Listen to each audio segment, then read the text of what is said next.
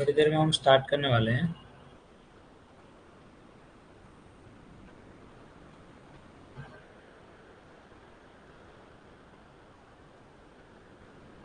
Okay, जैसे पिछले class में हमने ये सारे डेट जो मंथ वाइज जो इम्पोर्टेंट डेट है वो सभी याद किए थे। जैसे कि ये सारे सारे एक एक मंथ का जो एक स्टोरी है वो स्टोरी मैंने बताया था, उसे याद किया था, कराया था। तो आज हम उससे आगे चढ़ेंगे कि और क्या क्या इम्पोर्टेंट पॉइंट्स जो क्वेश्चन आ सकते हैं। जैसे कि ये हमने बताया भी था कि status of deemed to be university है, और दो चीज़ें हैं यार, एक नेशनल इम्पोर्टेंस और एक status to be deemed to be university. ठीक है, नेशनल इम्पोर्टेंस जो है इट्रा जामनगर को बोला गया है, और status of deemed to be university वो एनआईए को बोला गया है। ये इम्पोर्टेंट क्वेश्चन आ सकते हैं। ठीक है, ये विजिबल हो रहा है PDF?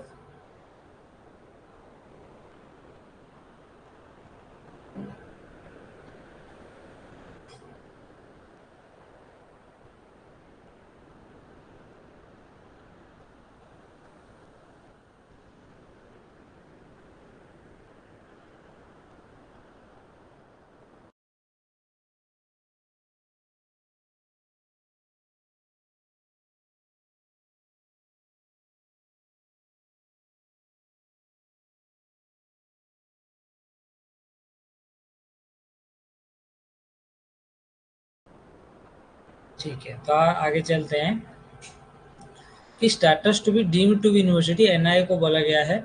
Ayush has been declared as institution of deemed to be university under the de novo category. ये इसमें जो लिखा जाता है ना, NIA NIA deemed to be university under the de novo category, वो भी लिखा जाता है कि डे नवो कैटेगरी में ये आते हैं। एक ही इंस्टीट्यूट वो एनआईए वो अपने आप एक यूनिवर्सिटी भी हो गया है ना। Prime Minister has dedicated to the nation through the video conferencing the NIA Jaipur to be deemed to be university on 13 नवंबर 2020 से ये डीम्ड टू बी यूनिवर्सिटी हुआ। हिंदी में इसको बोला जाएगा तो मानद विश्वविद्यालय डीम्ड टू बी यूनिवर्सिटी का दर्जा यूजीसी अधिनियम 1956 की धारा 3 के अनुसार एनआईए को डीम्ड टू बी यूनिवर्सिटी किया गया है। ठीक है, कोई क्वेश्चन आ सकते हैं इसमें से। फिर एक डाटा है, जैसे डब्ल्यूएचओ ने बताया कि कितना रेशियो होना चाहिए, एक डॉक्टर और पेशेंट का कितना रेशियो होना चाहिए। जैसे इंडिया में बताए हैं, डब्ल्यूएचओ ने बताया कि डब्ल्यूएचओ का जो है स्टैंडर्ड जो है वो 1:1000 रेशियो होना चाहिए। मीन्स 1000 पेशेंट में एक डॉक्टर होना चाहिए, मीन 1000 लोग में एक पेशेंट होना चाहिए। लेकिन हमारे इंडिया में क्या रेशियो है, 1:902 रेशियो है। ठीक है ना, मीन 902 लोगों में एक ही डॉक्टर है। तो इसीलिए डब्ल्यूएच ने डिक्लेयर किया कि 7.36 लैक्स आयुष डॉक्टर को इंक्लूड किया जाए। ठीक है, ताकि जो रेशियो है वो रेशियो मेंटेन हो जाएगा, है ना। तो ये एक इम्पोर्टेंट हो सकता है कि डब्ल्यूएचओ ने जो आयुष डॉक्टर को भी इंक्लूड किया गया है इसमें। फिर नेक्स्ट आते हैं जो ICD international classification of disease, ये फुल फॉर्म भी आ सकता है। आईसीडी 11 को एक्टिव किया गया है ना, डब्ल्यूएचओ के साथ मिलकर। इसमें इसमें क्या है, standardised terminology of Ayurveda, Siddha and यूनानी सिस्टम ऑफ मेडिसिन। जैसे जैसे सपोज हम बोलेंगे कि बिचर्चिका है ना, बिचर्चिका दुनिया नहीं समझेगा कि बिचर्चिका क्या है। उसको एक जो है एक कंपैरिजन किया गया है कि मॉडर्न में क्या दिया सकता है। ठीक है ना, एक स्टैंडर्ड टर्मिनोलॉजी दिया गया है कि बिचर्चिका मीन्स ये रोग है, इसका सिम्टम ये है, इसका मॉर्बिडिटी कोड ये है ना। एक बिचर्चिका एक स्वतंत्र व्याधि के रूप में उसका डिटेल्स वो सारे मॉर्बिडिटी कोड वगैरह सभी बताया गया है। ठीक है, ये इसमें बताया गया है कि स्टैंडर्डाइज टर्मिनोलॉजी दिया गया है, मीन तोद क्या है, शोध क्या है, इस तरह का एक स्टैंडर्ड है जिसका मीनिंग क्या है, क्या स्टैंडर्ड टर्मिनोलॉजी इसमें बताया गया है आईसीडी 11 के अंदर। ठीक है, जैसे और also the national Ayush morbidity and standardise terminology electronic portal, किसमें, नमस्ते पोर्टल के थ्रू में ये सारे आईसीडी पोर्टल में सारे आयुर्वेदिक यूनानी सिद्ध का रोग उसके जो टर्मिनोलॉजी है उसको सब स्टैंडर्डाइज किया गया है। ठीक है, क्या पढ़ेंगे? ठीक है, इलेक्ट्रोकाइनेटिक्स भी स्टैंडर्डाइज किया गया है। मॉर्बिडिटी क्या है? Morbidity the condition of suffering from a disease, mean जो डिजीज है उसके बारे में है वो है मॉर्बिडिटी। और the medical condition with in A population, mean जैसे बिचर्चिका हो गया, जैसे ये राजक्षमा हो गया, इस तरह का है ना, एक मीन्स डिजीज के बारे में। मॉर्बिडिटी में जो डिजीज है, मॉर्बिडिटी कोड क्या है? It provide a comprehensive classification of disease, है ना। जैसे राजक्षमा बताया गया है, राजक्षमा के अंदर 4 टाइप है, ये कौन से टाइप के अंदर जाएगा, है ना, बहुत सारा क्लासिफाई किया गया है। जैसे सपोज एटोपिक डर्माटाइटिस बोलेंगे तो एटोपिक डर्माटाइटिस के अंदर बहुत सारा आ जाएगा, कॉन्टैक्ट डर्माटाइटिस, न्यूरोडर्माटाइटिस, है ना, वो सारी चीजें एटोपिक डर्माटाइटिस के अंदर आ जाएगा। तो उसको पूरा डिटेल जैसे क्लासिफाई किया जाता है मॉडर्न में, उसी तरह का हमारा आयुर्वेद में भी डिटेल सारे डिजीज का क्लासिफिकेशन किया गया है। ठीक है, नया अपडेट है इसे भी। जैसे नमस्ते पट्टल, है ना, नमस्ते पट्टल जो है उसका पहले तो फुल फॉर्म आएगा क्वेश्चन कि नमस्ते पट्टल फुल फॉर्म है national Ayush morbidity and standardise terminology electronic portal. ठीक है, ये है इसका national Ayush morbidity standardise terminology electronic portal है। सारे N for national, A for Ayush morbidity, सारे ये है, A for and standardise terminology electronic portal, ये सारी चीज़ें आपको याद होना चाहिए। ये यहाँ बीच में ये एंड को हटाकर भी क्वेश्चन आ सकते हैं ना, तो अच्छे से याद रखना। National Ayush morbidity and standardise terminology electronic portal. ठीक है, कब लॉन्च हुआ था? ये लॉन्च हुआ था 17 अक्टूबर 2017 में, जब सेकेंड आयुर्वेद डे सेलिब्रेट किया गया तब इसका लॉन्च हुआ था ये। ठीक है, the portal provide standard terminology and morbidity code for Ayurveda, Siddha and यूनानी सिस्टम ऑफ मेडिसिन। ठीक है, होम्योपैथी का नहीं है, ये भी क्वेश्चन आ सकता है। आयुर्वेद, सिद्ध एंड यूनानी, ये 3 सिस्टम का इसमें दिया हुआ है। ठीक है, कहते हैं याद रहेगा। अब कुछ चीजें हम इसको साइट में भी जाकर देख सकते हैं।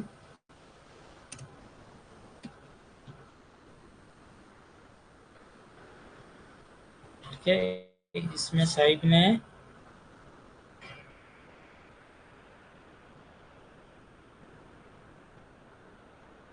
जब भी आपको कुछ टाइम मिले, जो भी पोर्टल वगैरह में, आप थोड़ा एक बार साइट में जाकर भी देख सकते हैं डिटेल्स में।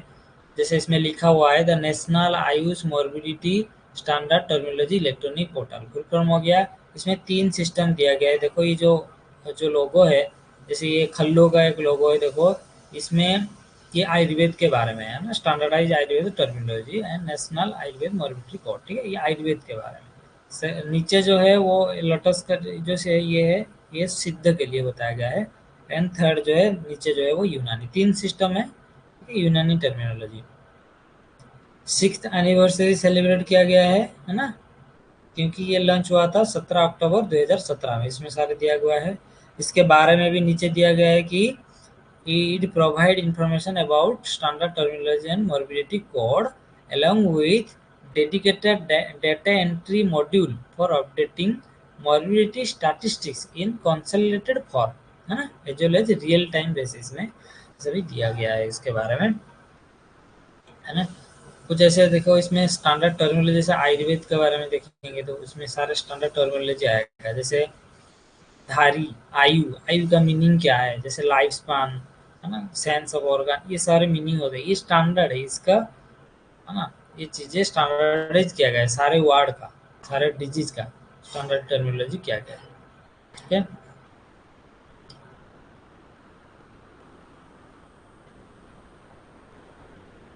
आते हैं नेक्स्ट क्या स्कीम है, चैंपियन सर्विस सेक्टर स्कीम। ये आयुष के द्वारा डेवलप किया गया है ये स्कीम।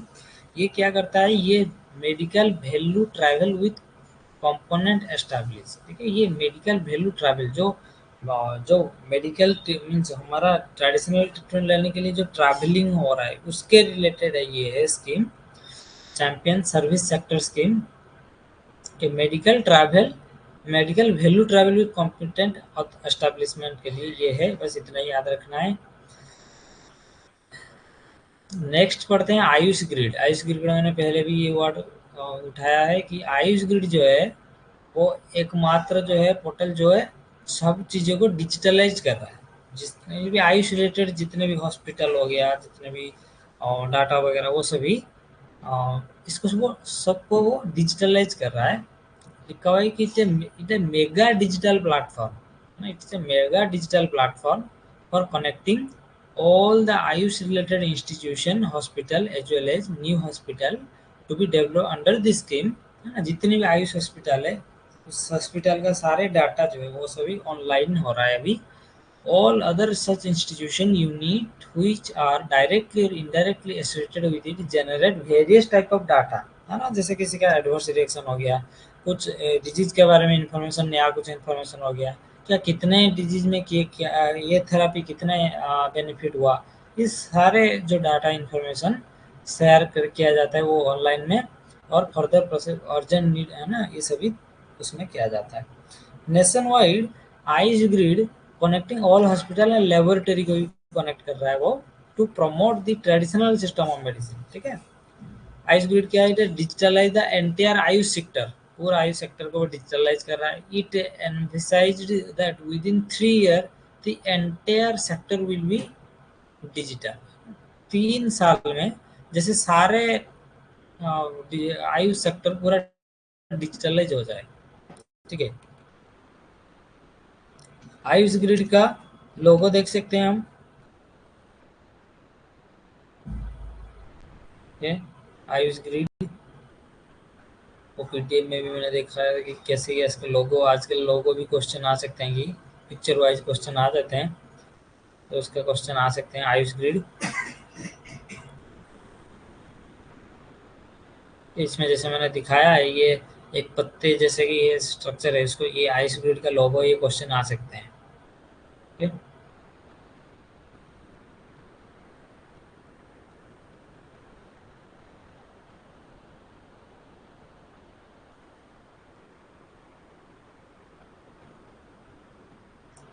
ठीक है, हम आगे बढ़ते हैं कि मिनिस्ट्री ऑफ आयुष है टेकन, क्या एक अभियान एक किया गया है, पोषण अभियान। पोषण अभियान क्वेश्चन आ सकते हैं कि पोषण अभियान क्या कब किया गया था, किसके साथ किया गया था, है ना, ये क्वेश्चन आ सकते हैं कि पोषण अभियान कब हुआ। मिनिस्ट्री ऑफ आयुष है इनिशिएटिव एक लिया गया है, Ayush health care super special memorandum, और एमओयू हुआ था किसके साथ, ये पोषण अभियान किसके साथ एमओयू के साथ हुआ है, वो क्वेश्चन आ सकता है। Between the ministry of AYUSH and ministry of child women and child development ना, ये दोनों के बीच में एमओयू हुआ था, और इसका नाम क्या है, पोषण अभियान। के पोषण अभियान, ये एमओयू कब हुआ था, 2020 में, है ना, 20 अक्टूबर 2020। ये ईयर बस याद रखो, 2020 में न्यू दिल्ली में हुआ था। कि किस लिए ये हुआ था, for controlling the mall nutrition. ये भी क्वेश्चन आता है, पोषण अभियान किस लिए, माल न्यूट्रिशन को कंट्रोल करने के लिए। कि क्या करता है, time tested and scientifically proven Ayush based solution being adopted control malnutrition जैसे इन कंट्री। जैसे हमारे देश में बहुत सारा malnutrition के केस मिलते हैं, तो इस समय हमारा आयुष के प्रोडक्ट जो है वो कितना इफेक्टिव होता है, कितना बेनिफिशियल है ये malnutrition को ठीक करने के लिए। जैसे हमारे बहुत सारे मेडिसिन है, जैसे ब्रह्मण काम करता है ना, तो वो सभी मेडिसिन कैसे कैसे यूज करेंगे, इसके इसलिए इनका एक एमओयू हुआ है, ministry of AYUSH and ministry of women and child development. ठीक है, 2020 में क्वेश्चन भी आ सकता है। ठीक है, जो हाईलाइट किया गया पॉइंट को वो ध्यान देना। फिर आता है योगासन योगासन एज ए कॉम्पिटिटिव स्पोर्ट्स। जैसे स्पोर्ट्स में कैसे योगा कैसे इफेक्ट हो सकता है, कैसे इफेक्टिव हो सकता है ना, उसके लिए एक उसके इनिशिएटिव किया गया था। जैसे ministry of AYUSH has a promoting and getting yogasana recognized as sport as a global level, है ना। Yogasana recognized as a sport, as a game, as a sports का एक पार्ट है वो, उसको वो ग्लोबली कैसे एस्टेब्लिश किया जाए, इसके लिए एक इनिशिएटिव किया गया था। इसका नाम है yogasana as a competitive sports. ठीक है, इसका इनिशिएटिव का नाम है yogasana as a competitive sport. An international symposium on promotion of, ये है इसका नाम, promotion of yogasana as a competitive sports, was organise कब किया गया था? 2019 में मैसूर में इसको ऑर्गेनाइज किया गया था। इंटरनेशनली इसको दिखाया गया था कि ये योगा जो है ये के एज ए स्पोर्ट्स के हिसाब से इसको माना जा सकता है। Ministry of youth affair sports has recognise NYSF, है ना, इसका फुल फॉर्म है नेशनल जो है yoga, national yogasana as a competitive, ये सॉरी इसका फुल फॉर्म है yogasana as a competitive sport federation of, है ना, federation of yogasana as a competitive sport, ठीक है। F for federation, S for sports, है ना, यो फॉर Y फॉर योगासन, है ना, N फॉर नेशनल, है ना, नेशनल योगासन फॉर स्पोर्ट्स फेडरेशन जो है, फुल फॉर्म ये है दिया गया है। इसका लोगो ये है नेशनल योगासन स्पोर्ट्स फेडरेशन, NYSF, है ना, नेशनल योगासन स्पोर्ट्स फेडरेशन। ये जो पिक्चर के नीचे सारा फुल फॉर्म दिया गया है इसी का ये नाम, ये क्वेश्चन आ सकते हैं, ये लोगो भी पूछ सकता है, इसके लिए ये लोगो है। आयुष जी के लाइटली मत लेना, यहाँ से 10 से 12 क्वेश्चन आ सकते हैं, तो ये चीज़ों को बहुत इंपॉर्टेंट हो सकता है। आजकल के आयुष जी के से बहुत क्वेश्चन आते हैं, तो आप ध्यान रखिए चीज़ें, किसी चीज़ों को नेगलेक्ट नहीं करना है। जितना पॉइंट मैं बोला हूँ उतना सफिशिएंट है, अच्छे से याद रखिए सब चीज़ों को। नेक्स्ट आते हैं कि Ayush health management information system क्या है, ठीक है। AHIMS,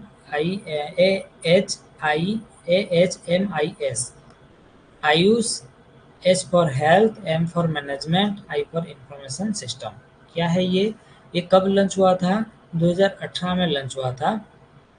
इसमें करंटली 90 हेल्थ फैसिलिटी और ऑटोनोमस फैसिलिटी जो ऑटोनोमस बॉडी जो फैसिलिटी हेल्थ फैसिलिटी वो सभी जुड़े हुए हैं, है ना। ये मिनिस्ट्री ऑफ आयुष के अंडर है ना। तो डेट OPD फंक्शनिंग के लिए सभी इसके अंदर में 90 हॉस्पिटल जो है वो काम कर रहे हैं। AHIMS ये क्या करता है? ये all the international patient taking Ayush treatment from India, है ना, ये क्या करते हैं? Require development implement HIMS for all internationally भी, ये जो पेशेंट जो आयुष ट्रीटमेंट ले रहे हैं इंडिया से, है ना, उसके भी वो रख रहा है डाटा, उसके भी वो देख रहा है सारे। इनका जो है जो हॉस्पिटल है उनका एक स्टैंडर्डाइज हॉस्पिटल बनाया गया है, जैसे स्टैंडर्ड प्रोटोकॉल बनाया गया है वो हॉस्पिटल को, जो 90 हॉस्पिटल है ना, उसको इस प्रोटोकॉल के अंदर में जो इंटरनेशनली जो पेशेंट आते हैं बाहर से उनके लिए भी सारे कैसे ट्रीटमेंट फैसिलिटी अवेलेबल हो, उसके एक स्टैंडर्ड प्रोटोकॉल से बनाया गया है ना। जो हॉस्पिटल AHIMIS के अंडर हैं तो उनको एक स्पेसिफिक उनका गाइडलाइन अलग है। All the demographic detail of patient along with medical history will be captured in AHIMIS, ठीक है। मिनिस्ट्री ऑफ आयुष डेवलपिंग एक, ये क्या करता है? इसका हो गया है ना, AHIMIS हो गया। फिर क्या है? और Ministry of Ayush is developing Indian standard as well as international standard in collaboration with Bureau of Indian Standard for Ayurveda. For Indian standard have been developed and 2 standard have accepted in program। है देखो, एक होता है हमारा national level में एक bureau of Indian standard, ठीक है, BIS, bureau of Indian standard. हमारे जो मेडिसिन है, हमारा जो ट्रीटमेंट है, जो आयुर्वेद का, यूनानी का, सिद्ध का, इसके लिए क्या करें, एक स्टैंडर्डाइज नहीं है, तो इसलिए ये क्या गया है, ब्यूरो ऑफ इंडियन स्टैंडर्ड, जो हर चीज़ का एक स्टैंडर्ड मेंटेन होता है ना, वो डिपार्टमेंट के साथ मिलकर ये काम कर रहा है मिनिस्ट्री ऑफ आयुष, जैसे हर चीज़ में हमारा एक स्टैंडर्ड मेंटेन रहे, ठीक है। have been developed and 2 standard accepted in program, है ना, आयुष से किया गया है। Work nearly 25 standard include yoga accessory. क्या क्या स्टैंडर्ड इसमें किया गया है? जैसे योगा एसेसरी, जैसे योगा का जो इंस्ट्रूमेंट यूज होता है, जैसे पंचकर्म में इक्विपमेंट, है ना, हर चीज़ों का इक्विपमेंट का स्टैंडर्डाइज होना चाहिए। दिन के मीन्स टाइम के अनुसार, है ना, जो एज के हिसाब से हमारा जो डेवलपमेंट भी उस तरह का, हमारे इक्विपमेंट में डेवलपमेंट भी उस तरह का होना चाहिए। जैसे सपोज हम बस्ती पुटक यूज कर रहे थे, तो आज के ज़माना में बस्ती कैन यूज किया जाता है मैक्सिमम जैसे। तो वो इस तरह चीज़ों को जो है वो स्टैंडर्डाइज होना चाहिए। ये स्टैंडर्डाइज कैसे किया कि ब्यूरो ऑफ इंडियन स्टैंडर्ड जो है उसके साथ मिनिस्ट्री वाइज मिलकर ये सभी स्टैंडर्डाइज किया गया है ना। These standards incorporate all the essential tenets of existing standard with inclusion of certain feature of international compliance and their global acceptance। जैसे ग्लोबली जैसे एक्सेप्ट हो सके ये जो भी हम थेरेपी कर रहे हैं, जैसे पंचकर्म हो गया, जो भी चीज़ें हो गया हम जो कर रहे हैं वो ग्लोबली एक्सेप्ट हो, इस तरह का एक स्टैंडर्ड मेंटेन होना चाहिए। Development of IAS, IAS mean Indian standard and ISO mean international standard, ठीक है। It's poised poised to augment the domestic and cross border trade of Ayush product and service. जो हमारा आयुष प्रोडक्ट है, जो हमारा जो सर्विस है, जो पंचकर्म कर रहे हैं, जो मेडिसिन हम दे रहे हैं, उसको एक स्टैंडर्डाइज करेंगे, है ना, ताकि ऑल ओवर इंडिया में वो एक्सेप्ट हो सके। ओके। फिर एक आते हैं क्वेश्चन इंपॉर्टेंट हो सकता है कि N A B H accreditation, बहुत सारे क्लिनिक्स, बहुत सारा हॉस्पिटल वो चाहते हैं कि एन-ए-बी-एच एक्रीडेशन हो, क्योंकि एन-ए-बी-एच एक्रीडेशन ये एक स्टैंडर्ड है ना, जो जो एन-ए-बी-एच अप्रूवल जो है, अप्रूव्ड जो है, वो जो हॉस्पिटल है, जो क्लिनिक है, उसका एक स्टैंडर्ड मेंटेन होता है और जो गवर्नमेंट फैसिलिटी भी उनमें ज़्यादा मिलता है। जैसे एन-ए-बी-एच ये क्या क्या है, ये किसने किया, ministry has initiated a step to, ये मीन्स हेल्थ मिनिस्टर जो है, initiated a step to get all the hospital accredited as per the National Accreditation Board for Hospital and Healthcare Provider। Means कोई भी ऐसे क्लिनिक खोलकर एक standard नहीं बोल सकता, जो एन-ए-बी-एच एक्रीडेटेड है उसको एक स्टैंडर्ड क्लिनिक या हॉस्पिटल मानेंगे, ठीक है। So for the national institute of, हमारे जो है एन-ए-बी-एच अप्रूव ऑलरेडी कौन सा इंस्टीट्यूट है, जैसे national institute of Ayurveda, Jamnagar, है ना, अय्या, ये सभी जो चीज़ें हैं ये सभी ऑलरेडी एन-ए-बी-एच एक्रीडेटेड है, ठीक है। मीन उनका जो है वो एन-ए-बी-एच में बहुत सारे इमरजेंसी ट्रीटमेंट उसमें रहता है, साथ में बहुत सारा मॉडर्न जो प्रोटोकॉल के साथ वो सारी चीज़ें मेंटेन होता है वो हॉस्पिटल में, जो हमारा एन-आई-ए में, जामनगर में और अय्या में वो सभी हो रहा है, ठीक है। योगा के लिए 2 ऐप रिलीज किया गया है, एक WHO एम योगा ऐप, ये इसका नाम है WHO एम योगा ऐप, आप प्ले स्टोर से देख सकते हो, और एक है वाई ब्रेक ऐप। ये 2 ऐप रिलीज हुआ है। क्वेश्चन आ सकते हैं वाई ब्रेक ऐप किसके लिए है, वाई फॉर योगा, ठीक है। एम योगा ऐप ये क्यों रिलीज किया गया, किस उद्देश्य से किया गया, ठीक है। Ayush ministry promote and propagate the yoga through dedicated international day of yoga, है ना, एवरी डे, है ना। इसके लिए एम योगा ऐप रिलीज किया गया है। किसने किया है, Shri prime minister Narendra Modi announce the WHO M yoga app in his address on occasion of 7th international yoga day 2021 में जो हुआ था, उसमें नरेंद्र मोदी जी ने खुद योगा करके उस ऐप में उसे भी डाला गया था। This app will enable the easy learning of yoga training practice, जैसे based on common yoga protocol in many languages। many language में ये सारे छोटे छोटे योगा ट्रेनिंग प्रैक्टिस जो है इसमें सारे हैं, ठीक है। फिर आते हैं Y break app.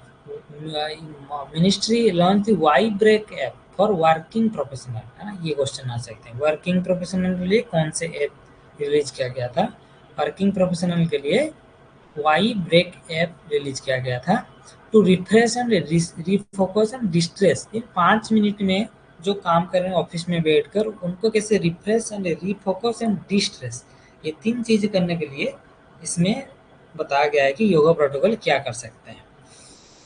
This app is based on common yoga protocol, ठीक है। द प्रोटोकॉल इंक्लूड आसन, प्राणायाम, ध्यान वगैरह, वो सभी कैसे कर सकते हैं वो सभी बताया गया है, ठीक है।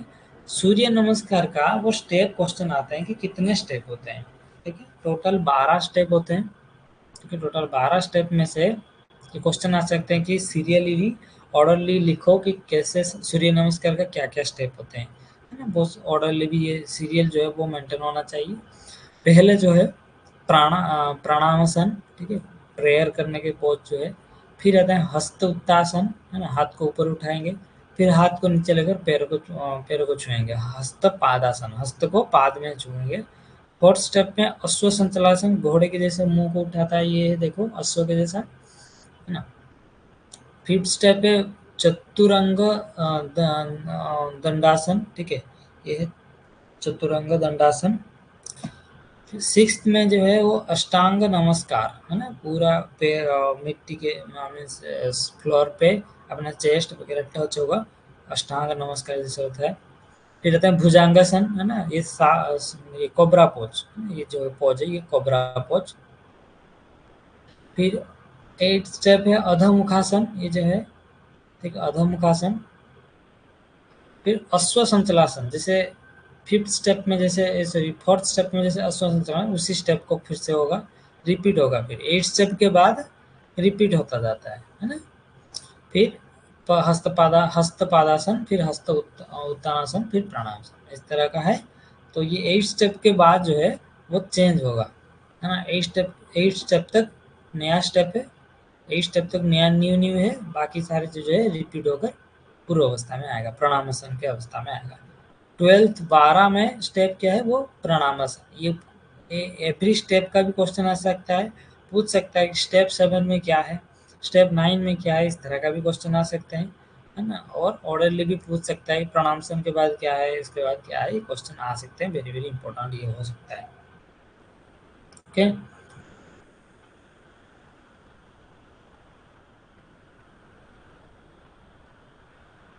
ये पीडीएफ में अपलोड है ऑलरेडी, ठीक है।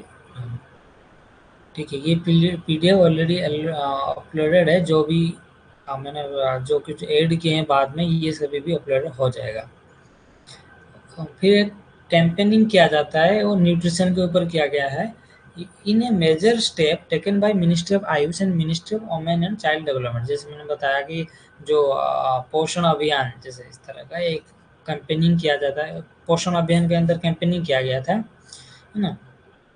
इसमें क्या किया गया है कि प्लांट हर्बल प्लांट सभी लगाया गया था, कहाँ कहाँ, आंगनवाड़ी में, स्कूल में, किचन गार्डन्स में, ये सभी हर्बल जैसे अश्वगंधा वगैरह जो भ्रूमण कारक सारे मेडिसिनल प्लांट वगैरह वो सभी लगाया गया था पोषण अभियान के अंदर, है ना, जो उसमें is also underway to enable the easy availability of nutritious food and medicinal plant for pregnant lady, lactating women and children के लिए, जैसे इजीली अवेलेबल हो, जो गरीब पेशेंट है वो सारी चीज़ें खरीद कर नहीं ले सकते हैं, तो कुछ प्लांट के जो है वो यूज कर सकते हैं। The mission include promotion to take home ration of Ayush based guideline, है ना। और मिशन कल्पतरु, ये क्वेश्चन आ सकते हैं, मिशन कल्पतरु, ठीक है। ये गाइडलाइन क्यों है, होम राशन फॉर आयुषल गाइडलाइन, जैसे कुछ जैसे कुछ फूड हो गया, जैसे प्रेग्नेंट लेडी को किस तरह का फूड खाना चाहिए, चिल्ड्रन को किस तरह का आयुर्वेदिक जो फूड खाना चाहिए, वो उस सारे बताया गया है। ये सारे जो है वो पोषण अभियान के अंदर में आते हैं।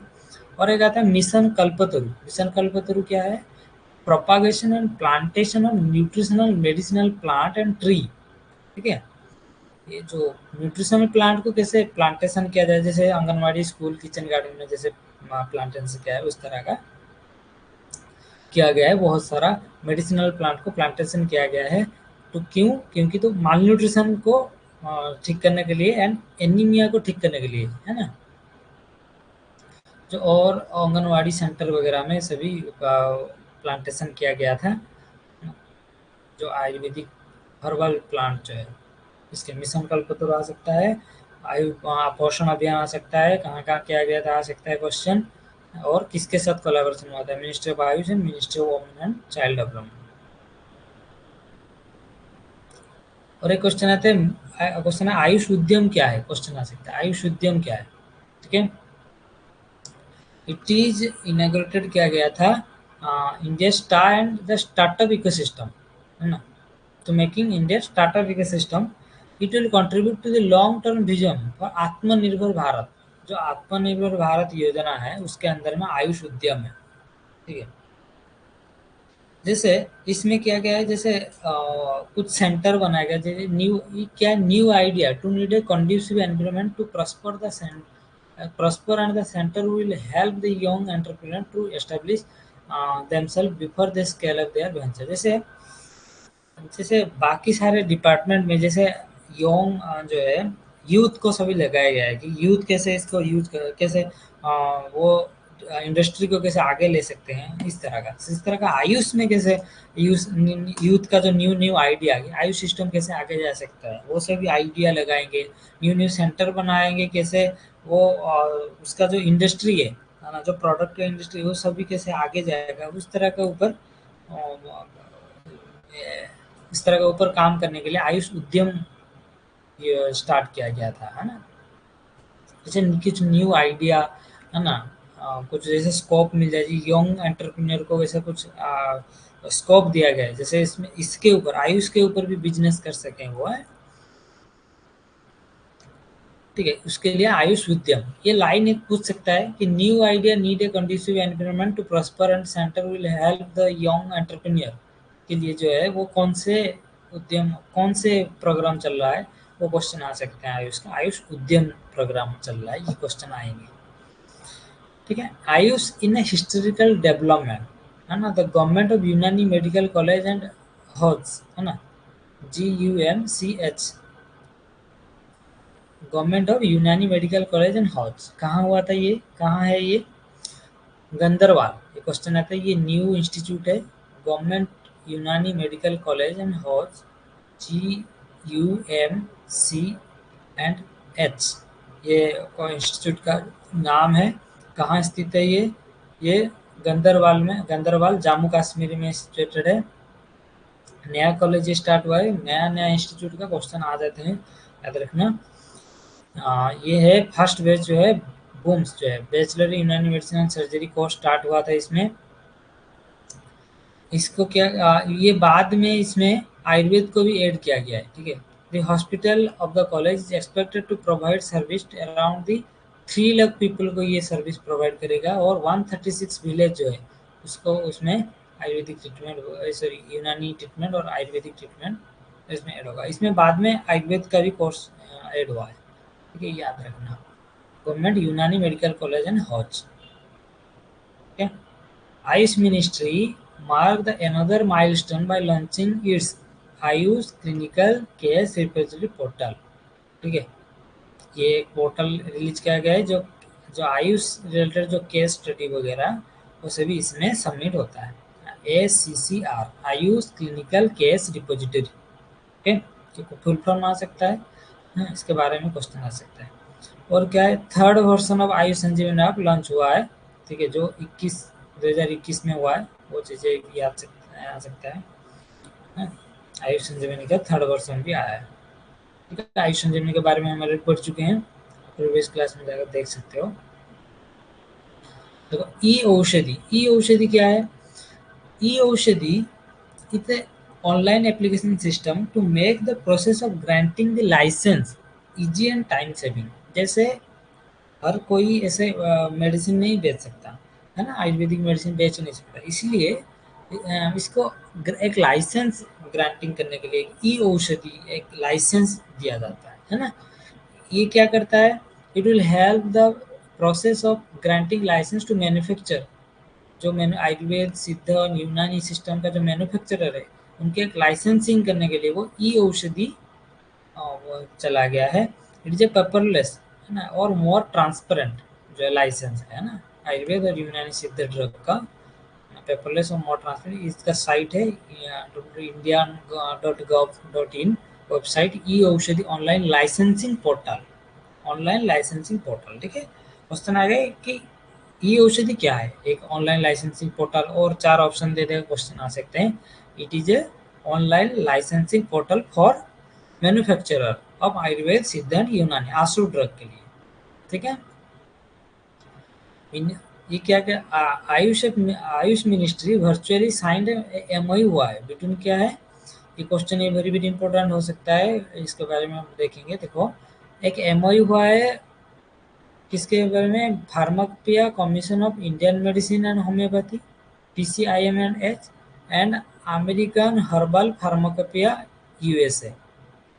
अमेरिका के साथ हमारे जो PCIMNH है ना, गाजियाबाद में जो है वो USA में जो अमेरिकन हर्बल फार्माकोपिया के साथ उसके साथ MOU किया गया है ना। क्यों किया गया है? To strengthening, promoting and developing the standard in field of Ayurveda and other traditional system of medicine between the two country on the basis of equality and mutual benefit. जैसे म्यूचुअल बेनिफिट हो, अमेरिका के साथ भी हमारे MOU हुआ है। ठीक है, क्वेश्चन MOU वगैरह वो क्वेश्चन आ सकते हैं कि कौन से देश के साथ PCIMH का MOU हुआ है, वो क्वेश्चन आ सकते हैं, और ध्यान देना जो। फिर आते हैं SPARK, very very important. SPARK जो है वो क्वेश्चन आ सकते हैं, वेरी वेरी इंपॉर्टेंट। इस स्पार्क का पहले फुल फॉर्म है, याद करना, studentship programme for Ayurveda research Ken. Ken को भी याद रखना। SPARK, S for studentship, P for program, for Ayurveda, R for research, K for Ken. जैसे हमारे अभी क्या यूजी में क्या ऐड हुआ है, जैसे यूजी के स्टूडेंट भी रिसर्च कर सकते हैं, है ना। जो थर्ड ईयर फोर्थ ईयर में उनको भी कुछ फंडिंग मिलता है ताकि वो भी कुछ रिसर्च करें, है ना, उसके लिए, अंडर ग्रेजुएट के लिए, है ना। देखो, spark is the first of its kind national level fellowship. National level fellowship, fellowship माने जो रिसर्च कर रहे हैं उसको fellowship for Ayurveda under graduate, है ना, जो BMS कर रहे हैं उनके लिए भी स्पार्क स्टार्ट किया गया है। Will be launch eight CCRS ने इसको किया है, वो क्वेश्चन है ना। CCRS पहले लंच को कहाँ हुआ था? भुवनेश्वर में हुआ था, भुवनेश्वर, उड़ीसा। श्री प्रमोद कुमार पाठक जो है, जो सेक्रेटरी है, एंड जयंत देव पुजारी चेयरपर्सन है NCSM का, वो याद रखो, था ना। जयंत देव पुजारी, श्री प्रमोद पाठक जो स्पेशल सेक्रेटरी है, वो इन दोनों ने वहाँ क्या किया, भुवनेश्वर में इसका लॉन्च किया, spark studentship programme for Ayurveda research can. Okay, NCSM को तो फुल फॉर्म याद होगा सबको। ये इसका लोगो है ना, ये इसका लोगो। ये क्वेश्चन आ सकते हैं। ये जो हैंडशेक किया गया है, ये एक MOU जो है किसके अंदर है? देखो, इसमें लिखा हुआ है exchange of MOU between CCRS and NCISM। देखो, BMS के स्टूडेंट जो है वो NCISM के अंडर में थे, सारे जो सिलेबस, जो स्टडी वगैरह, वो सभी प्रोटोकॉल जो NCISM बनाता है, उसमें CCRS ने ये एक प्रपोजल किया कि वो रिसर्च करेंगे अंडर ग्रेजुएट, तो NCISM के साथ इसलिए उसको मैं MOU किया ताकि central Ayurveda research institute Bhubaneswar में इसका लॉन्च हुआ था 2020 में, है ना। ये डेट याद रखना, 2020 में ये लॉन्च हुआ था स्पार्क। ठीक है, आज अभी भी वो सभी चल रहा है, ये एक्टिव है। बहुत सारे पेशेंट, बहुत सारे स्टूडेंट को अभी उसके लिए फंडिंग मिल रहा है, वो रिसर्च कर रहे हैं, नेशनल लेवल फेलोशिप के लिए वो मिल रहा है उसका। ठीक है, ये क्वेश्चन आ सकते हैं स्पार्क का, वेरी वेरी इंपॉर्टेंट हो सकता है ये।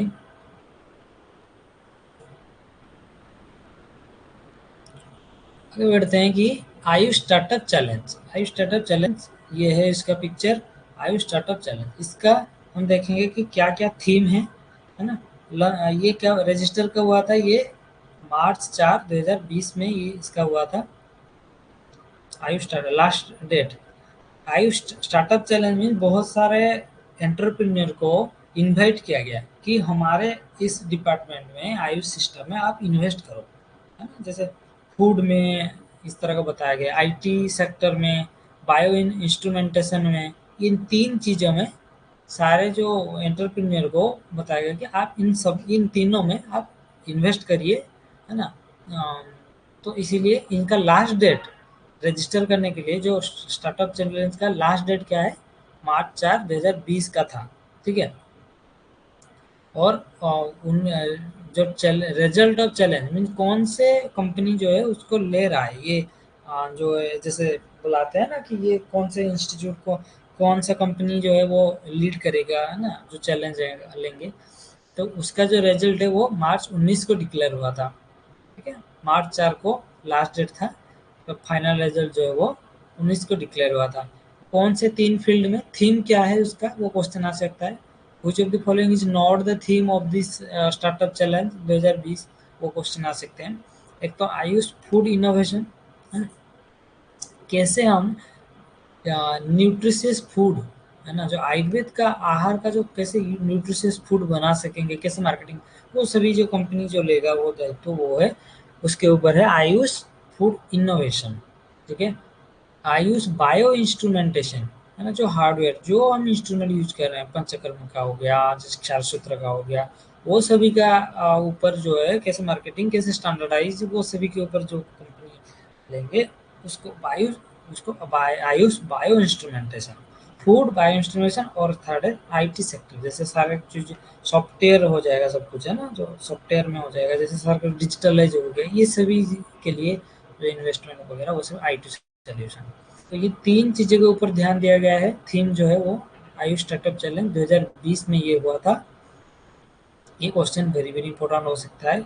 इसमें लिखा गया है, देखो, स्टार्टअप एंड इनोवेटर है ना, the they the there are three entry category है ना, ये जो तीन चीज़ों में आप एंट्री कर सकते हैं ये स्टार्टअप चैलेंज में। क्या क्या है? फूड, बायो इंस्ट्रूमेंटेशन और आईटी सोल्यूशन। इसमें लिखा हुआ है there are three entry category for participating the startups. ठीक है, क्या क्या? फूड इनोवेशन, बायो इंस्ट्रूमेंटेशन और आईटी सोल्यूशन बताया जैसा है। ठीक है, क्वेश्चन आ सकते हैं 2020 में भी क्वेश्चन आ सकते हैं। फिर नेक्स्ट चलते हैं कि जो जामनगर में जो national Ayush investment and innovation जो समिट हुआ था उसके बारे में ये क्वेश्चन वेरी इंपॉर्टेंट हो सकता है। पीएम नरेंद्र मोदी जामनगर में, गुजरात में 20 अप्रैल 2022 को WHO global centre of traditional medicine को घोषणा किया है ना, 2020 अप्रैल को डब्ल्यूएचओ ने जामनगर को global centre for traditional medicine, पूरा इंटरनेशनली जो है ग्लोबल सेंटर कहाँ है? हमारा इंडिया में है और जामनगर में है। ठीक है, वो वेरी इंपॉर्टेंट हो सकता है। और क्या हुआ है जामनगर में? उसके आसपास में और एक समिट हुआ है ना, जैसे global Ayush investment and innovation summit. ये भी इस तरह का है कि आयुष के ऊपर कितने जो है एंटरप्रेन्योर जो पूरा इंटरनेशनली है ना, इंटरनेशनली जितने भी इंडस्ट्रियलिस्ट है वो सभी के यहाँ इन्वेस्ट करने के लिए सभी इनवाइट किया गया था। ग्लोबल आयुष इन्वेस्टमेंट, आयुष के ऊपर इन्वेस्टमेंट और इनोवेशन जो है वो सबमिट करने के लिए, वो कब था? 2020 को पीएम मोदी ने global Ayush investment and innovation summit जो है उद्घाटन किया है ना, 2020 अप्रैल 20 तारीख 2022 को इसका उद्घाटन किया। इसका जो थीम है, देखो इसका जो थीम है वो क्वेश्चन आ सकता है, ग्लोबल आयुष मैप इन्वेस्टमेंट। ठीक है, global Ayush investment and innovation summit, इसका फुल नाम जो है वो भी याद रखो। इसका जो थीम है, invest in AYUSH for a vibrant and healthy future. Okay, जो आयुष का प्रोडक्ट में इतना बेनिफिट है, इतना माइनस जो साइड इफेक्ट है उसके, इसलिए इसमें बताएं जो कि हेल्दी फ्यूचर के लिए आप आयुष में इन्वेस्ट कर सकते हैं। Invest in AYUSH for a vibrant and healthy future. इन इसमें क्या है? इन्वेस्ट करिए, इनोवेशन कुछ नया करिए, इसमें आयुष में कुछ नया करिए, और एंटरप्रेन्योरशिप जो है आप इसमें आप बिजनेस करिए। ये तीन चीज़ें हैं, इन्वेस्ट करो, इनोवेशन कुछ नया इसमें करो, और इसी में ही आप इंडस्ट्री इसमें आप करिए। ये कब, ये जो है समिट जो है, ये इनोवेशन समिट जो है, ये 20, 21 एंड 22 अप्रैल 3 दिन हुआ था इसका ना, ये क्वेश्चन आ सकता है। 20, 21 और अप्रैल को ये सब 3 दिन इसका समिट हुआ था। मीन 3 दिन टाइम दिया गया था कि, और बोला गया कि सारे जो इंडस्ट्रियलिस्ट है ऑल ओवर इंडिया, पूरा ग्लोबली जो है वो सभी इसमें इन्वेस्टमेंट आप कर सकते हैं, ताकि इसमें फ्यूचर जो है वो बहुत अच्छा है, इसलिए उनको आप इन्वेस्ट कर सकते हैं। इस तरह का आप 3 दिन के लिए ये चला था। ठीक है, कहाँ हुआ था? महात्मा गांधी मंदिर, गांधीनगर में, गुजरात में। ठीक है, दो चीज़ें अलग हैं। एक तो global centre for traditional medicine, ये जामनगर में हो गया।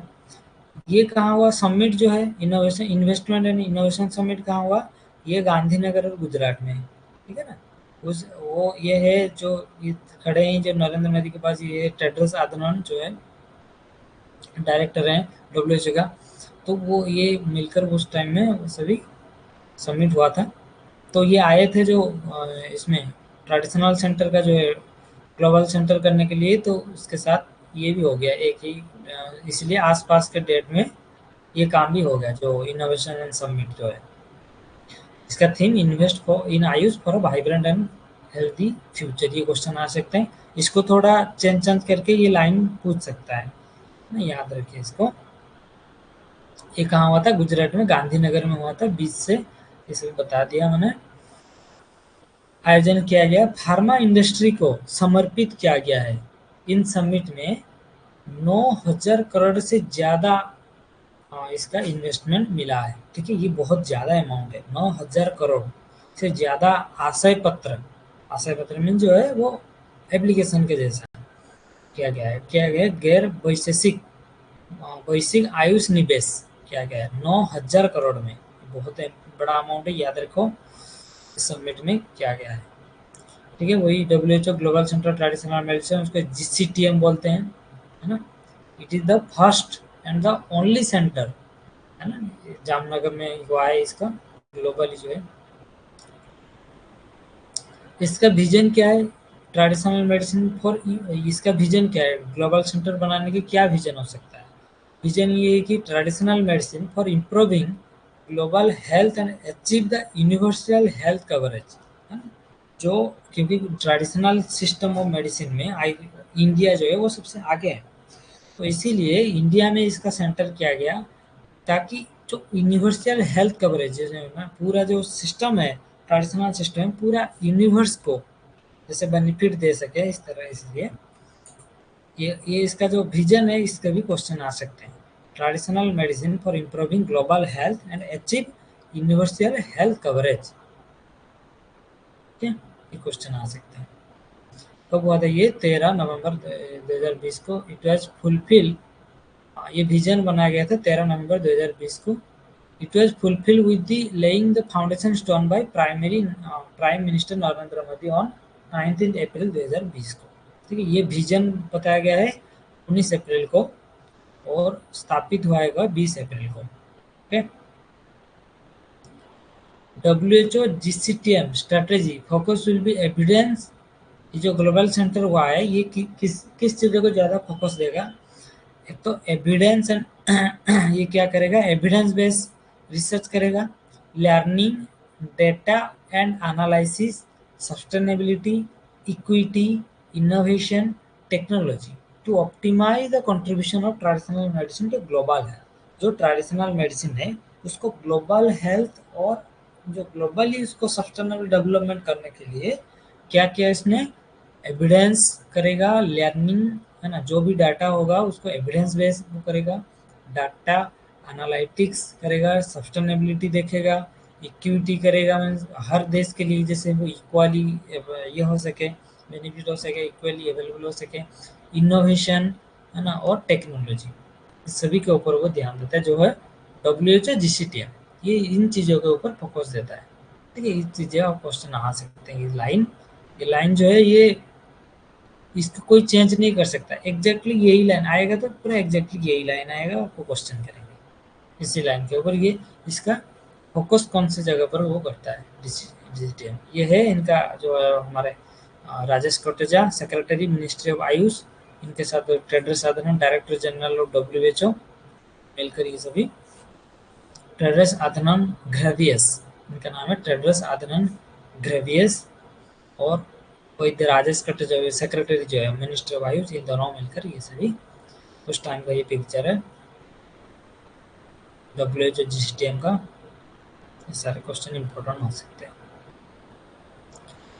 फिर उसके बाद उसी ये जो ग्लोबल सेंटर स्थापित हुआ उसके बाद क्या गया? नया नया सारे चीज़ें आया, जैसे आयुष वीजा एक आया। आयुष वीजा क्या है? जैसे बाहर के देश जो लोग हैं वो सभी इंडिया आकर इंडिया का जो सिस्टम ऑफ मेडिसिन उसका ट्रीटमेंट ले सकते हैं, इसीलिए आयुष वीजा बनाया गया है ना। Ayush visa mean patient Ayush visa से आएंगे बाहर देश से, यहाँ पर ट्रीटमेंट लेंगे, उसमें सारे डेट फिक्स होगा कि यहाँ पर इतने दिनों से इतने दिन ट्रीटमेंट लेंगे, फिर उनको उनके देश भेज दिया जाएगा। ठीक है, पीएम मोदी ने गुजरात के गांधीनगर में जो global Ayush investment and innovation summit हुआ है, उसमें पीएम मोदी ने अनाउंस किए कि एक आयुष वीजा शुरुआत किया जाएगा। आयुष वीजा की शुरुआत हील इन इंडिया कैंपेनिंग के तरह, है ना। हील इन इंडिया मीन, जो हील मीन्स ट्रीटमेंट जो है, इन इंडिया में कैसे हो सकता है। हील इन इंडिया के तहत भारत में मेडिकल टूरिज्म को प्रमोट करने के लिए किया गया है आयुष वीजा, मेडिकल टूरिज्म, है ना, ट्रीटमेंट लेने के लिए, है ना, आयुर्वेद में इंडिया में, है ना। इसके लिए हील इन इंडिया के इसमें उसके साथ campaigning, heal in India campaigning के साथ किया गया है और मेडिकल टूरिज्म को प्रमोट करने के लिए किया गया है। या आयुष वीजा, ये सारे जो है वो इम्पोर्टेंट क्वेश्चन हो सकते हैं। फिर आता है आयुष मार्क। आयुष मार्क क्या है? जैसे जैसे आईएसआई मार्क होता है, जैसे एक स्टैंडर्ड जो है, जो भी प्रोडक्ट हो गया, मेडिसिन हो गया, ये फूड हो गया, सब ना, इस जैसे आईएसआई मार्क होता है, इस तरह का एक हमारा आयुष प्रोडक्ट का एक आयुष मार्क होगा, है ना। इस तरह का बताया आयुष मार्क। जो सपोज कोई बाहर का, जो सपोज इंटरनेशनली जो मेडिसिन जा रहा है, जो आयुष प्रोडक्ट जा रहा है, उसमें भी आयुष मार्क लगेगा, ताकि पता चले कि हाँ, आयुष ने ये बनाए हैं, एक स्टैंडर्ड है। भारत विशेष, है ना, आयुष मार्क बनाने जा रहे हैं, जो क्वालिटी के आईएसआई मार्क तरीका होगा, है ना। आईएसआई मार्क को भारत में बने हुए हाई क्वालिटी आयुष प्रोडक्ट पर लगाया जाएगा, है ना। यह मार्क आधुनिक तकनीक की प्रावधानों में लेस होगा, है ना। जो आधुनिक तकनीक के जो प्रोडक्ट बनाया जाता है, उसी तरह का वो बनाया जाएगा जो प्रोडक्ट, उसमें आयुष मार्क लगाया गया होगा। इससे दुनिया भर के लोगों को क्वालिटी आयुष प्रोडक्ट का भरोसा मिलेगा, ठीक है। आयुष मार्क। और एक आयुष पार्क। आयुष पार्क क्या है? आयुष उत्पादों पर रिसर्च, प्रोडक्शन, इनके प्रचार प्रसार के लिए देश भर में आयुष पार्क का नेटवर्क खड़ा किया जाएगा, है ना। जो जो भी प्रोडक्ट हमारे, सपोज हम हल्दी के टैबलेट निकाले, तो उसका क्या रिसर्च, क्या प्रोडक्शन कैसे होगा, कैसे प्रचार प्रसार होगा, उसके रिलेटेड आयुष पार्क में एक नेटवर्क है, उसमें सारे ये सारी चीज़ों को एडवर्टाइजमेंट वगैरह वो सभी होता है इसमें।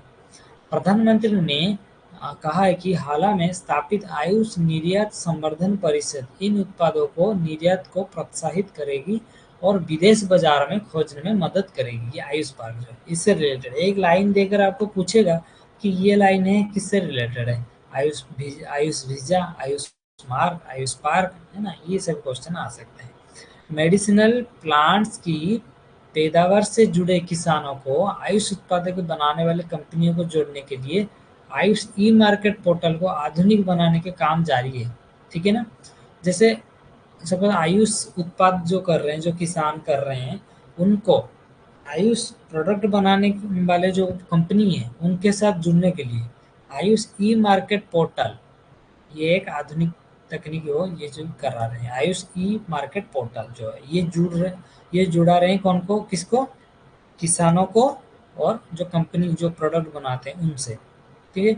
इससे किसानों की आय भी बढ़ेगी, रोजगार की अवसर भी बढ़ेगी, ठीक है। जो डायरेक्ट वो है, जो कंपनी डायरेक्ट किसानों से लेंगी, है ना, और प्रोडक्ट बनाएंगी। डायरेक्ट लेंगे तो उसका जो है वो प्रोडक्ट का वो वैल्यू उसको मिलेगा किसानों को अच्छे से, जो रेट है वो उसको भी ठीक ठाक के मिलेगा, ठीक है।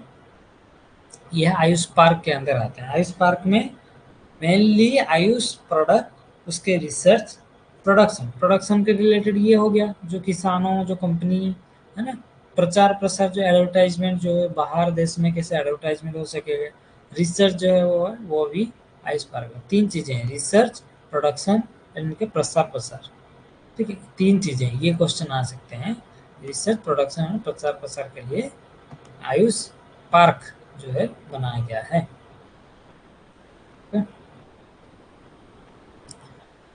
फिर आते हैं एससीओ समिट। एससीओ समिट क्या है, ये क्वेश्चन आ सकते हैं। एससीओ समिट क्या है, फुल फॉर्म आ सकता है। पहले फुल फॉर्म क्या है? Shanghai cooperation organisation, SCO, Shanghai cooperation organisation summit, ठीक है। कि ये कहाँ हुआ था, कब हुआ था, किसके किसके बीच में हुआ था, ये क्वेश्चन आएंगे। Council of head of state in Samarkand, है ना, उज्बेकिस्तान, उज्बेकिस्तान में समरकंद में ये हुआ था। ठीक है, कब हुआ था? 2020 में। ठीक है, एससीओ समिट 2020 में पीएम ने, हमारी जो नरेंद्र मोदी जी ने बोले हैं कि भारत आज विश्व में मेडिकल एंड हेल्थ टूरिज्म के लिए सबसे किफायती डेस्टिनेशन में एक है ना। उस समिट में कहाँ हुआ था? उज्बेकिस्तान 2020 में हुआ था। Council of head state in Samarkand, Samarkand में उज्बेकिस्तान में ये हुआ था। ये क्वेश्चन आ सकते हैं। ठीक है, council of head of state in Samarkand Uzbekistan 2020 में। उसने नरेंद्र मोदी जी ने बोला कि मेडिकल एंड हेल्थ टूरिज्म के लिए भारत जो है वो एक अच्छे सबसे किफायती डेस्टिनेशन में एक है। ठीक है, हमें एससीओ देशों के बीच ट्रेडिशनल मेडिसिन पर सहयोग बढ़ाना चाहिए। ये भी बोले कि जो एससीओ समिट, जो 8-10 देश जुड़े हुए होंगे इस समिट में, इस समिट में बताया है कि मोदी जी ने कि ट्रेडिशनल मेडिसिन पर सहयोग बढ़ाना चाहिए, है ना। और ये एशिया समिट में पीएम मोदी ने खाद्य सुरक्षा की चुनौती से निपटने पर भी जोर दिया है ना? ये चीज़ें भी क्वेश्चन आ सकते हैं कि खाद्य सुरक्षा और आयुष को ट्रेडिशनल मेडिसिन के सहयोग के लिए, ये दो चीज़ के लिए नरेंद्र मोदी जी ने इन दो चीज़ के ऊपर बात उठाए हैं। ठीक है, ये क्वेश्चन आ सकता है एससीओ समिट में जो 2020 में हुआ था, वो 2022 में हुआ था। सांघाई सांघाई में हुआ था, उज्बेकिस्तान। ठीक है, और कुछ इम्पोर्टेंट पॉइंट्स है जैसे राष्ट्रीय पोषण माह कब सेलिब्रेट किया जाता है? 2021 सितंबर से। ठीक है, 2021 सितंबर में ये सेलिब्रेट किया जाता है। 5वां राष्ट्रीय पोषण माह 2022 में किया गया है, शुरू हो चुका है। ये शुरू हुआ था 2022 में 5वां राष्ट्रीय माह, है ना, राष्ट्रीय पोषण माह। ठीक है, ये अभियान 3 सितंबर तक चलता है। ठीक है, मीन्स ये पूरा महीना पोषण माह जो है पूरा महीना, सितंबर महीना पूरा चलता है ये राष्ट्रीय पोषण माह, है ना। इस बार ये महिला एवं स्वास्थ्य और बच्चा शिक्षा पर केंद्रित है। जैसे अब पोषण अभियान में जैसे वुमेन एंड चाइल्ड डेवलपमेंट के साथ एमओयू वगैरह किया गया था, उसी तरह का इसमें ही वही है कि इस बार में महिला एवं स्वास्थ्य एवं बच्चा और शिक्षा के ऊपर केंद्रित है। 2020 में जो हुआ था उसके बारे में ये बता रहे हैं।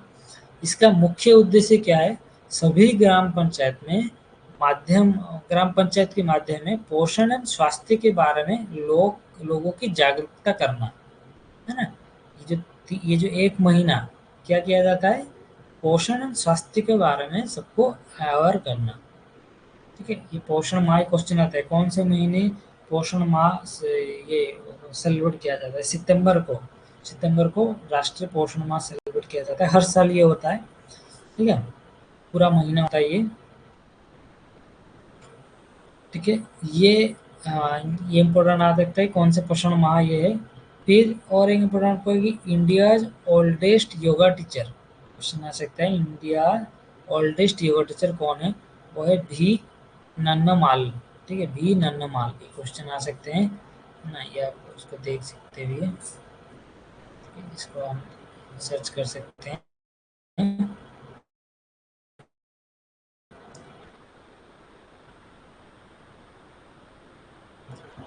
ये जो है, ये जो लेडी है, ये है, इसमें लिखा हुआ है, विकिपीडिया में लिखा है, was India's oldest yoga teacher, है ना, भी नन्नामाल। ये सबसे ओल्डेस्ट योगा टीचर, है ना। ये क्वेश्चन आ सकते हैं। ये कहाँ से हैं? ये कंबाइटर तमिलनाडु से हैं।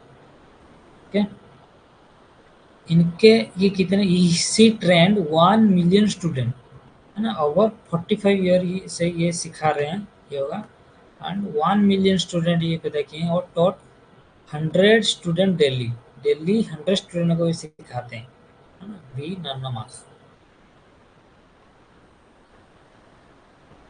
आयुर्वेद, फिर नेक्स्ट पॉइंट है आयुर्वेदिक दवा एंड नेरी कैप्टी।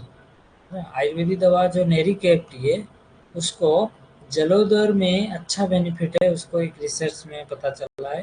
कि नेरी कैविटी जो यूरिनरी ट्रैक्ट के डिसऑर्डर में दिया जाता है ना, तो उसको जलोदर में भी अच्छे बेनिफिट मिला है। उपचार संभव, journal of Ayurveda and integrated medical science में ये पब्लिश किया गया है कि नेरी कैविटी जो है वो जलोदर में इफेक्टिव है। ताज़ा अंक में प्रकाशित एक शोध रिपोर्ट में अनुसार अब पेट में सुई के बिना, जैसे जलोदर में जैसे ये वाटर ड्रेनेज किया जाता है, उसके बिना ही, वाटर ड्रेनेज बिना सुई डाले ही जो आयुर्वेदिक दवा जो है नेरी कैविटी से जलोदर की का उपचार संभव है ना, इसको बताया गया है। ये जो किसमें, कौन से जर्नल में, journal of Ayurveda and integrated medical science, ठीक है, ये जर्नल में बताया गया है। ठीक, क्वेश्चन आ सकते हैं, दवा नेरी कैविटी से जलोदर का उपचार संभव है। ठीक है, ये क्या करता है, ये इसके सेवन से पेट में जमा तरल पदार्थ जो है वो पदार्थ को मूत्र के जरिए बाहर निकाला जा सकता है, इसमें बताया गया। ठीक है, ठीक है, ये एक पॉइंट हो गया। और कुछ एक इम्पोर्टेंट पॉइंट, जैसे टिकेडीएल हमने पिछले क्लास में डिटेल्स में पढ़े थे, शायद इसमें कौन से लैंग्वेज में traditional knowledge and digital library TKDL, इसके बारे में डिटेल्स पढ़ चुके हैं।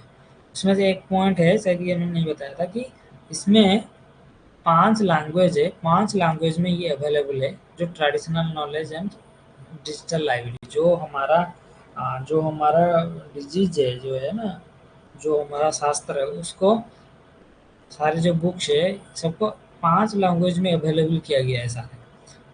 कौन से, अंग्रेज, जर्मन, फ्रेंच, जापानी एंड स्पेन। ठीक है, इसमें हिंदी नहीं है, ये क्वेश्चन आ सकते हैं।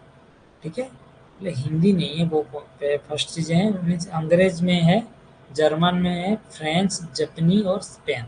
कौन सा नहीं, ये क्वेश्चन आ सकते हैं, आप इसको ध्यान देना। हिंदी में नहीं है, पहले इसको ध्यान देना। ठीक है, ओके। और कुछ पॉइंट, ये सारे जो है एक एक पॉइंट जो इम्पोर्टेंट है, जैसे मैंने बताया था कि आयुर केयर किसका पब्लिकेशन है, आयुर केयर जो है वो AIIA, all India institute of Ayurveda का पब्लिकेशन है, बताया था। और एक है आयु, आयु जो है वो जामनगर, इट्रा जामनगर का है ना। क्वेश्चन आएंगे, अच्छे से क्वेश्चन पढ़ना कि आयु है या आयुर केयर है। ओनली आयु आएगा तो ये पब्लिकेशन इट्रा जामनगर का है, आयुर केयर आएगा तो वो अय्या का है ना, all India institute of Ayurveda. तो पब्लिकेशन ये क्वेश्चन आ सकते हैं। 2020 में ये एक बार क्वेश्चन आया था, तो इस तरह क्वेश्चन आते हैं, आएंगे भी। ठीक है, मिनिस्ट्री ऑफ आयुष एक ऑर्गेनाइज किए हैं एक चिंतन शिविर, इंपोर्टेंट हो सकता है। चिंतन शिविर कहाँ ऑर्गेनाइज हुआ है, कि काजीरंगा नेशनल पार्क है ना, आसाम में जो काजीरंगा नेशनल पार्क है वहाँ पर किया गया था, है ना, चिंतन शिविर आसाम में। ठीक है, इसके बारे में आप सर्च करके देख सकते हो, चिंतन शिविर। ठीक है, चिंतन शिविर जो आसाम में हुआ था, ये क्वेश्चन आएंगे, चिंतन शिविर। है ना, ये 3 दिन के लिए हुआ था चिंतन शिविर, है ना।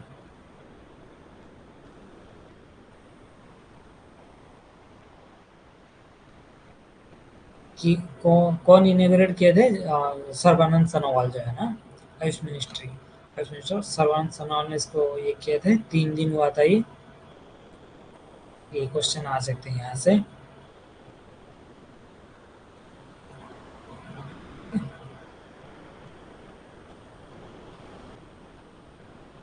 3 फरवरी में हुआ था 2023 में, है ना, ये क्वेश्चन आएंगे, आप ध्यान देना। चिंतन शिविर इंपोर्टेंट हो सकता है काजीरंगा में। फिर दक्ष, दक्ष क्या है, दक्ष का पूर्ण development of Ayush knowledge and skilled human research for young aspirant. ठीक है, यहाँ तक है। उसका फुल फॉर्म जो है, D for development, A for Ayush, K for knowledge, है ना, S for skilled human resource for young aspirant, Y A for young aspirant. ये याद रखना, ये फुल फॉर्म आ सकता है। ए स्किल्ड है ना, ह्यूमन है, लेकिन आर फॉर कुछ नहीं है। ठीक है ना, ये चीज़ याद रखना। Research, research for young aspirant, Y है यंग एस्पिरेंट। ये 2023 में हुआ था। ये किसने लॉन्च किया था? अय्या में लॉन्च हुआ था ये दक्ष, जो जो है यंग एस्पिरेंट के लिए कैसे स्किल्ड ह्यूमन रिसोर्स बना सकते, कैसे यंग कैसे यूज हो सकते हैं आयुष नॉलेज, और उसको कैसे स्किलफुल किया जाता है। सारे जो ट्रेनिंग दिया जाता है उसमें आयुष के थेरेपी हो गया, आयुष के जो काम है, सारे चीज़ों में स्किलफुल कैसे बनाए जाएंगे यंग एस्पिरेंट को। इसीलिए दक्ष हुआ है ना, ये लाइन क्वेश्चन आ सकते हैं दक्ष। ठीक है, फिर Ayush in international classification of disease, ICD मैंने बता चुके हैं ये, कि ये जो है वो नमस्ते पोर्टल में, जैसे आईसीडी में सारे हमारे आयुष मॉर्बिलिटी एंड स्टैंडर्डाइज कोड बताया गया है ना। कहाँ बताया गया है कि सेकेंड मॉड्यूल, ये क्वेश्चन आ सकता है सेकेंड मॉड्यूल आईसीडी 11 में, है ना। आयुर्वेद का जो है सेक्शन है सेकेंड मॉड्यूल 11, आईसीडी 11।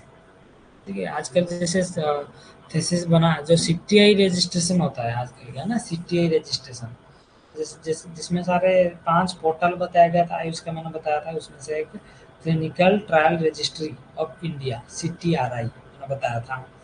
सीटीआरआई जो जब रजिस्टर करते हैं तो उसमें पूरा वो आता है कि कौन से आईसीटी के अंदर आपका जो थीसिस, आपका जो प्रोटोकॉल है, कौन से डिजीज के आप सपोज आप एक डिजीज के ऊपर ले रहे हो, सपोज अतिसार के ऊपर ले रहे हो, तो आईसीडी में पूरा क्लासिफाई किया गया है कि अतिसार क्या है, आईसीडी के अंदर में अतिसार क्या है ना। सपोज वो डायरिया है, वो डायरी के अंदर वो आएंगे कौन से डायरिया है, वो सभी क्लासिफाई किया गया है हर चीज़ को।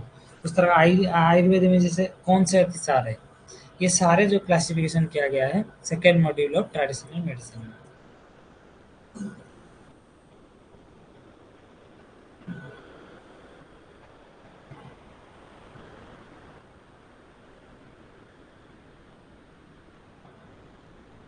ओके, और एक चीज़ें हैं आयुष दीक्षा। ठीक है, ये है दक्ष, और एक चीज़ें हैं आयुष दीक्षा, इसमें नया नया चीज़ें सब बनाया गया है, लेटेस्ट सारे चीज़ें हैं, या क्वेश्चन आ सकते हैं। जैसे श्री सर्वानंद सोनोवाल ने फाउंडेशन स्टोन डाले आयुष दीक्षा के। ठीक है, आयुष दीक्षा सेंटर है ना, आयुष दीक्षा सेंटर बनाया जाएगा। ठीक है, centre for development of human resource for Ayush professional, जो आयुष प्रोफेशन है, जो आयुष डॉक्टर है, उनको कैसे, उनका कैसे डेवलपमेंट हो सके, है ना, उसके लिए कैसे वेल ट्रेंड हो सके, उसके लिए आयुष दीक्षा मीन्स आयुष डॉक्टर को दीक्षित मीन ट्रेन करने के लिए। ठीक है, आयुष दीक्षा में दीक्षित ट्रेन करने के लिए ये क्या, ये है this state of the art centre, this state of the art centre will be develop with in the campus of, है ना। ये जो है ये सेंटर कहाँ स्थापित है? भुवनेश्वर में central Ayurveda research institute, CARI, central Ayurveda research institute CARI Bhubaneswar में ये स्थापित है, आयुष दीक्षा सेंटर। ठीक है, किस लिए ये है? Development of human resource for Ayurveda professional, जो आयुष डॉक्टर है उनके लिए ये है, आयुष को दीक्षित करने के लिए, आयुष दीक्षा इस तरह का याद रखो, आयुष को दीक्षित करने के लिए आयुष दीक्षा। अब हम पढ़ेंगे कुछ फुल फॉर्म, जैसे कुछ एब्रिविएशन है, वो एब्रिविएशन क्वेश्चन आ सकते हैं। जैसे AHMIS हमने पढ़े थे अभी, कि Ayush hospital management information system. Okay, ये क्वेश्चन आयुष दीक्षा, ये वेरी वेरी इंपॉर्टेंट हो सकता है, ये रिसेंटली ये क्वेश्चन आएंगे, है ना, ध्यान देना। ये आयुष दीक्षा, हर चीज़ें जो है मैंने जो पॉइंट बताए हैं उसके बारे में आप साइट से जाकर आप चेक कर सकते हैं, हर साइट के आप जाकर थोड़ा आप देख सकते हैं उसका कैसे क्या है। ठीक है ना, अभी इसको थोड़ा, जैसे आयुष दीक्षा है इसके बारे में आप डायरेक्ट बता सकते हो। आयुष दीक्षा सेंटर प्रेस ब्यूरो सब दिया गया है ना। फाउंडेशन स्टोन किसने डाले? सर्बानंद सोनोवाल ने। और नेक्स्ट जनरेशन प्रोफेशनल के लिए, to train the next generation Ayush professional for building Swasth Bharat, है ना, ये सभी बताया गया है। इस तरह का कुछ पॉइंट जो है ना आपको और कुछ पॉइंट जो है वो आपने पॉइंट बता दिया, आप डायरेक्ट जाकर भी देख सकते हैं। ठीक है, और एक नमस्ते पोर्टल उसका फुल फॉर्म आ सकता है national Ayush morbidity and, A for and है ना, and S for standardise terminology electronic. ठीक है, electronic portal. Okay, TKDL, TKDL का क्या है, traditional knowledge and digital library. Okay, Dhara, Dhara के मैंने हमने पढ़े हैं, धारा क्या है, वो digital helpline for, A for है, फॉर के लिए कुछ नहीं है, ए फॉर कुछ नहीं है ना, वो भी चीज़ें याद रखना है, हर चीज़ पूरा एग्जैक्टली याद रहना चाहिए। Digital helpline for Ayurveda research article. Okay, Dhara. RMIS क्या है, research management information system. R, ये फुल फॉर्म आ सकता है, RMIS क्या है, रिसर्च मैनेजमेंट इंफॉर्मेशन सिस्टम। ठीक है, ई, ई चलस क्या है, करंट हेल्थ लिटरेचर अवेयरनेस, ये क्वेश्चन आ सकते हैं, इंपॉर्टेंट हो सकता है। सी फॉर, इसमें जैसे ई क्लास जो है वो C for current, S for health, L for literature है ना, S for awareness. Okay, A S for awareness. E class, E class current health literature awareness. SPARK का मैंने बताया था, अभी पढ़ कर आए हैं कि studentship programme for Ayurveda research Ken. ठीक है, अग्नि, अग्नि क्या है, Ayurveda Gyan Naipunya initiative. A for Ayurveda, G for Gyan, N for Naipunya, इसमें ज्ञान भरपूर है। इनिशिएटिव, आई फॉर इनिशिएटिव, अग्नि सुना सकते हैं। अगुशी, अगुशी क्या है, आयुष औषधि गुणत्व एवं उत्पादन संवर्धन योजना है ना, अगुशी आयुष औषधि गुणत्व एवं उत्पादन संवर्धन योजना। अच्छे से याद रखना कि हर जो है लाइन, जैसे उत्पादन के बदले और कुछ दे देगा, कंफ्यूजन वाला बहुत, ये फुल एब्रिविएशन में बहुत कंफ्यूजन, गलती भी हो जाते हैं, ध्यान रखना चाहिए वो। नाम क्या है, नेशनल आयुष मिशन, पता होगा, national NPP, national pharmacovigilance programme. ठीक है, national pharmacovigilance programme. Okay, NPP। Okay,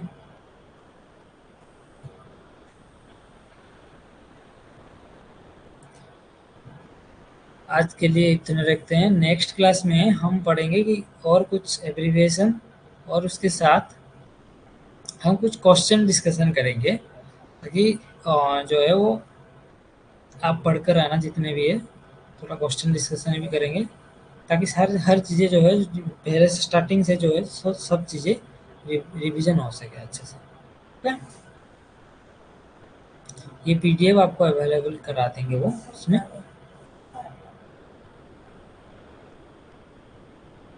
और किसी को कुछ पूछना है आज के इसमें?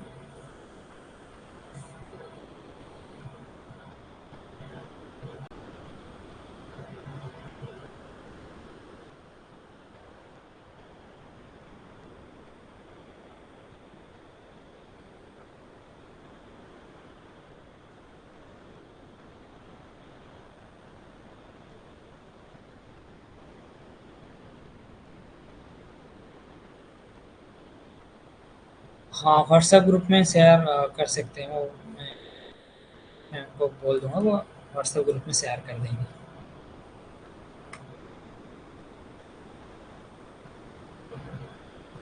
देखते हैं, ठीक है।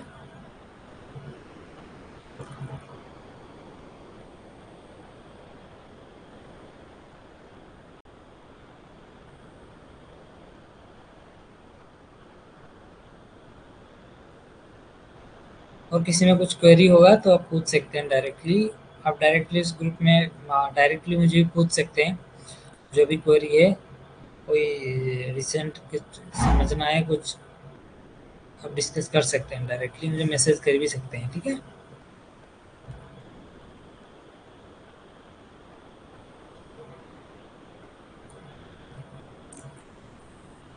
और ओनली फॉर ISG के, आप किसी भी सेशन, किसी भी चीज़ के लिए, कोई भी सब्जेक्ट में, और जो भी डाउट है आप पूछ सकते हैं। ओके, आज की क्लास इतना रखते हैं।